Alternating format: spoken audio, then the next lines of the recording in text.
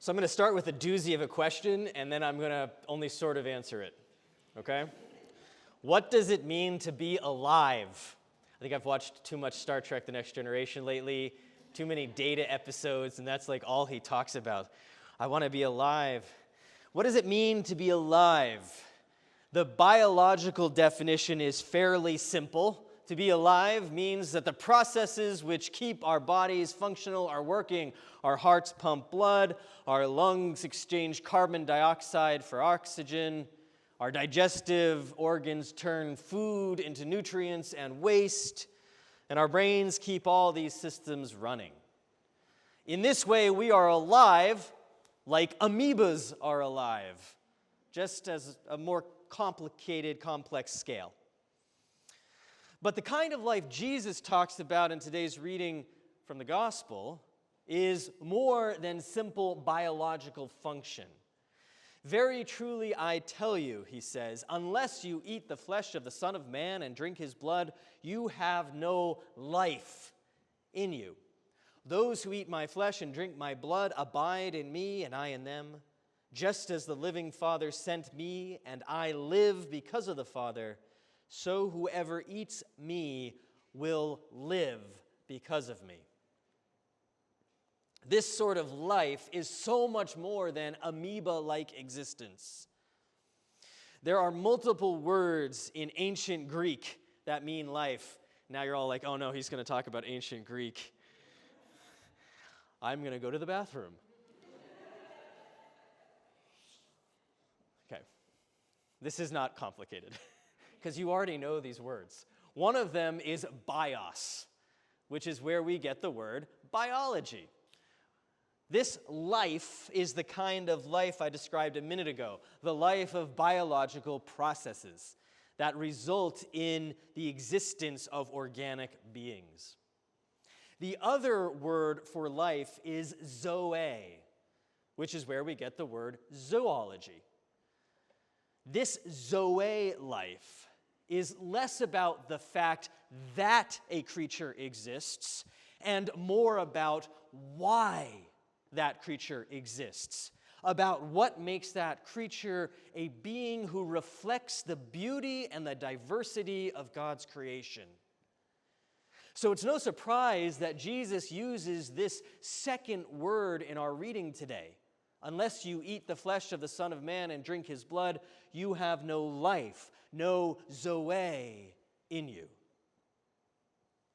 Dan, can you go grab my water bottle? Thanks.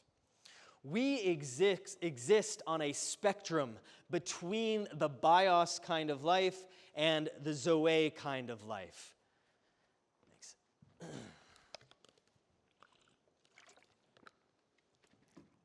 The bios kind of life needs water. So we exist on this spectrum between the two. When we're just drifting through our days without much care or attention, we trend toward the bios kind of life. We're simply bundles of stimulus and response without reflection or drive. Think of those scenes in sitcoms when a character has lost a job or gone through a breakup, and now they're sitting in a recliner surrounded by empty bags of chips and soda cans, wearing sweats and a stained t-shirt. That's the extreme end of bios life. And I'd be remiss not to say that mental health issues can lead us to this end of the spectrum, especially when we're dealing with feelings of depression and overwhelm. We make our lives smaller than God designed them to be in order to survive. Biological survival becomes our only goal because we can't even imagine a world in which we might thrive. The other end of the spectrum is where we find such thriving. Embracing zoe life means we find purpose in what we're doing, we find nourishment in our relationships, we find new ways to live as God yearns for us to live. We create artistically, we create socially, we create in order to right wrongs. We create because we feel deeply connected to our Creator. We feel alive because we are becoming the people God created us to be, just as the cheetah feels alive when it runs, or the dolphin when it leaps and dives. Now, last week we talked about the danger of binary thinking. So let's remember that we're not talking about an either-or right now. We're talking about a spectrum between bios and zoe. And we all live somewhere along this spectrum, trending one way or the other. Bios life isn't bad or evil. Sometimes survival is the best we can do. And beating ourselves up about simply surviving isn't helping anyone. God is present just as much at that end of the spectrum as at the other.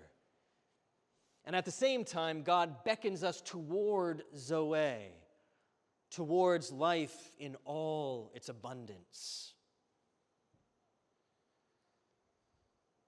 Of all the humans who have ever lived, Jesus lived the life of Zoe more than anyone. Jesus' life was miraculous, yes, but perhaps not for the reason we might suspect at first. We believe that Jesus was fully human and fully divine, 100% of both, without either being diminished or destroyed. And this is a great inexplicable mystery, so I'm not going to try to explain how this full humanity, full divinity thing works. That's not even another sermon. That's just a whole nother thing completely. But let's just go with it, okay? I will say that down through the centuries, this full divinity side has gotten the majority of the press. But have you ever stopped to think just what we claim when we say that Jesus was fully human? Jesus was fully awake, fully alive in a way that we will never know this side of paradise. Human potential has always been so vast, so untapped. We have always had the capacity to see clearer, to love deeper, to shine brighter. And Jesus saw the clearest, loved the deepest, and shined the brightest. He dedicated his life, his death, and his new life to showing us the way to that full humanity, to the abundance of life, of Zoe, that Jesus embodied.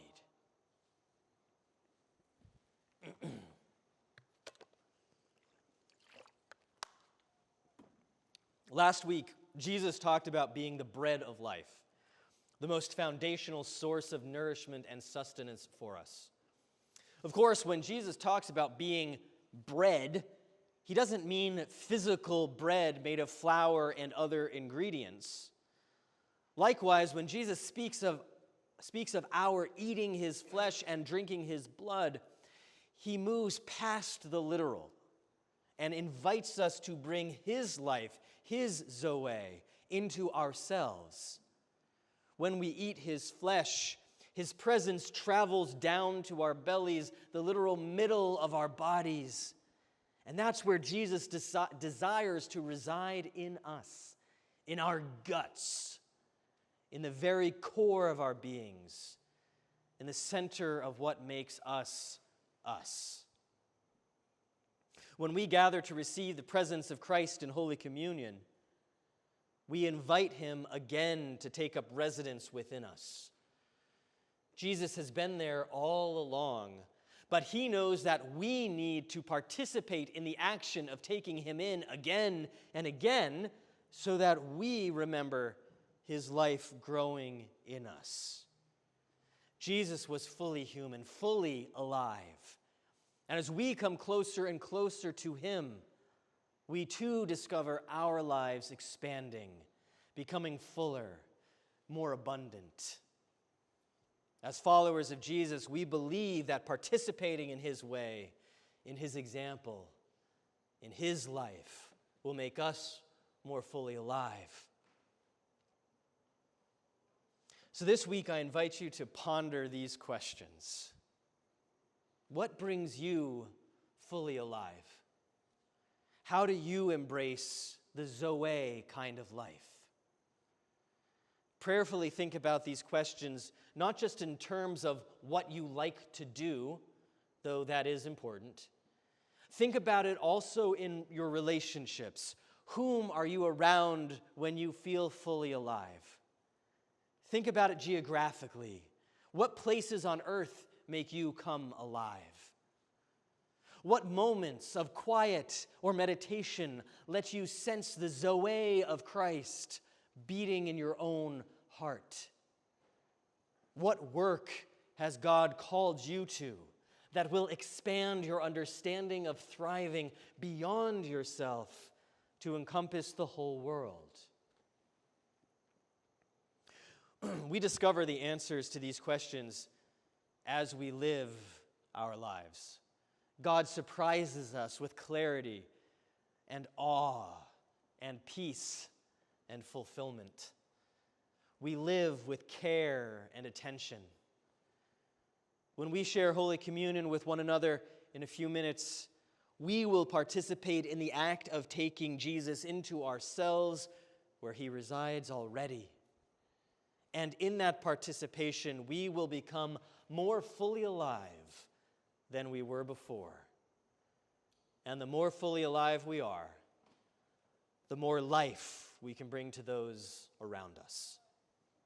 Amen.